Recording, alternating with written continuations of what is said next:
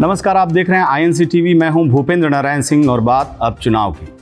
बड़े बड़े चुनाव की चर्चा, उनके एनालिसिस तो खूब होती है, खासकर जब बीजेपी जीतती है। लेकिन धरातल पर जो परिस्थितियों में बदलाव हो रहा है और खासकर कांग्रेस जहां मतदाताओं में अपनी पकड़ मजबूत बनाकर चुनाव जीत रही है, उसके बारे में खबर तो दूर, किसी टीवी पर टिकर भी चल जाए तो बड़ी बात है।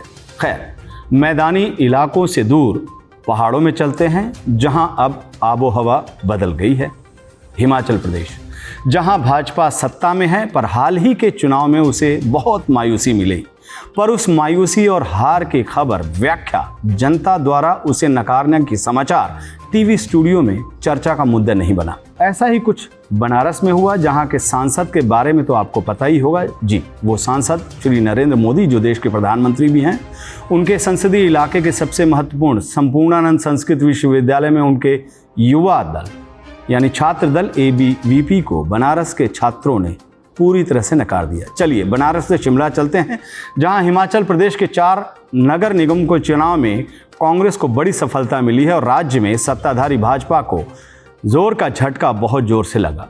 हिमाचल प्रदेश के 4 नगर निगमों में हुए चुनाव के नतीजे आ गए हैं। पालमपुर और सोलन में कांग्रेस ने जीत दर्ज की है। वहीं मंडी नगर निगम में बीजेपी ने कब्जा जमाया और धर्मशाला में सबसे बड़ी पार्टी बनकर उभरी है। चुनाव नतीजे सत्तारूढ़ बीजेपी के लिए बड़े झटके से कम नहीं है।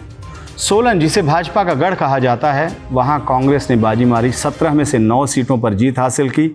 पालमपुर में 15 में से 11 सीटों पर कांग्रेस ने जीत दर्ज की और भाजपा सिर्फ 2 पर सिमट कर रह गई। धर्मशाला में कांग्रेस अपनी सम्मानजनक जीत हासिल की और 5 सीटों पर अपना परचम लहराया और मंडी में पार्टी 4 सीटों पर जीती। यह एक बदलाव है। इन नतीजों से पता चलता है कि ज़मीन स्तर पर कांग्रेस अपनी मजबूती बनाए रखी है और नेताओं कार्यकर्ताओं के एकजुटता से पार्टी ने राज्य में सत्ताधारी भाजपा को बुरी तरह से हरा दिया। वैसे आपको बता दूं कि भाजपा के राष्ट्रीय अध्यक्ष इसी राज्य से आते हैं। भले ही वो पश्चिम बंगाल अथवा अन्य राज्यों में पार्टी की बखान करने में कोई कसर नहीं छोड़ते, पर उनके राज्य में उनकी पार्टी की हालत ठीक नहीं है। भाजपा के नेताओं के आपस के नोक-झोंक की नहीं, बल्कि सरेआम झगड़े की चर्चा वहां जग जाहिर है और यही कारण है कि विधानसभा चुनाव के दौरान उनके घोषित मुख्यमंत्री बुरी तरह से हार गए थे। इस पर बात करने के लिए सीधे चलते हैं शिमला के उन हसीन वादियों में, जहां मौजूद है हिमाचल प्रदेश के पूर्व मंत्री विधायक राजेंद्र सिंह राणा। राजेंद्र सिंह राणा वही शख्स हैं कांग्रेस के जिन्होंने घोषित मुख्यमंत्री प्रेम कुमार धूमर को चुनाव हरा दिया था।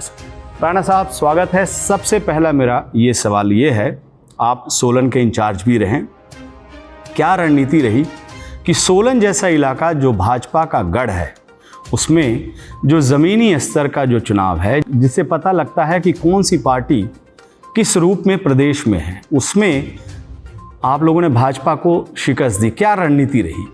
देखिए, ये सही है जो आपने कहा कि हिमाचल प्रदेश से भारतीय जनता पार्टी के राष्ट्रीय अध्यक्ष भी हैं, यहाँ से केंद्रीय वित्त मंत्री भी हैं और प्रदेश में भी भारतीय जनता पार्टी की सरकार है। फिर भी नगर निगम के अभी जो चुनाव हुए, 4 नगर निगमों के चुनाव हुए और उसमें जो है ये चुनाव जो है सिंबल पर हुआ, पार्टी चुनाव चिन्ह पर हुआ और इसमें सोलन हमने जीता है, पालमपुर हमने जीता है, मंडी में भाजपा जीती है और जो धर्मशाला है वहां पर किसी को भी क्लियर कट मेजॉरिटी नहीं है, जबकि भारतीय जनता पार्टी वहां पर जो है वो सबसे बड़ा दल बन के उभरी है और हम ये कह सकते हैं कि 2 क्लियर कट जो है वो कांग्रेस ने जीती है। मैं ये कहना चाहता हूं कि सत्ता इनकी होने के बावजूद भी, भाजपा की होने के बावजूद भी कांग्रेस के पक्ष में लोगों ने यहाँ पर जनादेश दिया है। वो उसका कारण ये है कि हिमाचल प्रदेश में यानी पूरे देश में आज जो है वो जनता जो है त्रस्त है। जनता सरकार से, चाहे केंद्र सरकार है चाहे प्रदेश सरकार से, तंग आ चुकी है। आज सबसे बड़ा मुद्दा जो चुनाव में उभरा है, वो सबसे बड़ा मुद्दा जो है महंगाई का है। आज देखिए कि महंगाई, मुझे लग रहा है कि दुनिया में सबसे ज्यादा कहीं महंगाई किसी मुल्क में बढ़ी है तो हिंदुस्तान में बढ़ी है और सबसे महंगा डीजल, पेट्रोल, गैस के दाम बढ़े हैं तो हिंदुस्तान में बढ़े हैं और दुनिया का सबसे महंगा अगर किसी देश में पेट्रोल और डीजल दिया जा रहा है, हैवी टैक्सेस लगाएंगे तो हमारे देश में लगाए। महंगाई मुद्दा बना है, बेरोजगारी बहुत बड़ा मुद्दा बना है, इसके अलावा किसान तंग है, बागवान तंग है, कर्मचारी हिमाचल प्रदेश के सरकार को जो उनको लाभ देने चाहिए थे, जो उनके हक बनते थे, वो उनको नहीं मिले। इसके अलावा व्यापारी तबका बहुत तंग है। जो केंद्र सरकार ने जीएसटी बड़े हफड़ा दफड़ी में लागू किया, और इसके अलावा जो है वो आप ये देखिए कि नोटबंदी का जो असर है वो आज पूरे देश में जो है वो देखने को मिल रहा है। लोगों का नुकसान हुआ है, इसलिए लोगों में भारी रोष था। यही कारण है कि आज जो हिमाचल प्रदेश में प्रदेश की जनता ने राजनीतिक फिजाओं में जो है आने वाले समय जो है उसके लिए 2022 के लिए बदलाव के संकेत दिए हैं। राजेंद्र राणा जी, पालमपुर में देखा जाए तो क्लीन स्वीप कांग्रेस ने किया। भाजपा इसे अपना गढ़ कहती थी। सरकार जो है भाजपा की वहाँ पर जयराम ठाकुर की, वो अपने काम गिना रही थी। वो बता रही थी कि पालमपुर में कितना विकास किया उन लोगों ने इस चुनाव में। और देखा जाए तो इस चुनाव में केंद्र के भी नेता वहाँ यहाँ से दिल्ली से हिमाचल गए।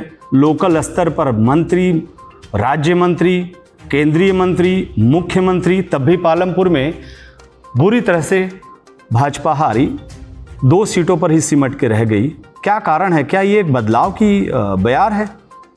देखिए, सही है कि सोलन जो है वो भारतीय जनता पार्टी अपना मजबूत जिसको बताएं किला मानती है, और वहां भी इनको शिकस्त मिली है, पालमपुर में मिली है। मैं ये कहना चाहता हूं कि प्रदेश के मुख्यमंत्री जो हैं वो सोलन चुनाव में, पालमपुर चुनाव में, अलग अलग जो कारपोरेशन के चुनाव थे उनके उन चुनावों में हर मोहल्ले में, हर गली में पहुंचे हैं, हर वार्ड में पहुंचे हैं, और वह सरकार के सारे मंत्री जो है प्रचार प्रसार में बैठे रहे, वार्डों में बैठे रहे, एमएलए बैठे रहे, इनका पूरा संगठन बैठा रहा। इसका मतलब ये है कि उसके बावजूद भी लोगों ने जो है जो ये दावे करते थे कि हमारी डबल इंजन की सरकार है, प्रदेश में हमारी सरकार है, केंद्र में सरकार है, ये डबल इंजन की सरकार नहीं, डबल इंजन का फ्रीज हो चुका है, और एक लोन लेने वाला इंजन जो है सरकार का चल रहा है। प्रदेश जो है पूरी तरह कर्जे में डूब रहा है, और ये सरकार कर्जा लेके सरकार को चला रही है।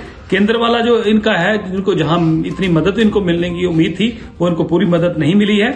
और मुझे लग रहा है कि लोगों में सरकार के प्रति भारी रोष है, और आक्रोश भी है, गुस्सा भी है। और लोकतंत्र में जब व्यक्ति अपने मत का प्रयोग करता है तो वही उसके पास एक ताकत है जब वो अपने गुस्से का इजहार करता है। हमने धर्मशाला भी जो है वो हमारी अपनी कुछ जो है लोगों की आपसी लड़ाई के कारण जो है हम लोग उसमें पीछे रहे हैं, अन्यथा वहां भी इनका सफाया होता।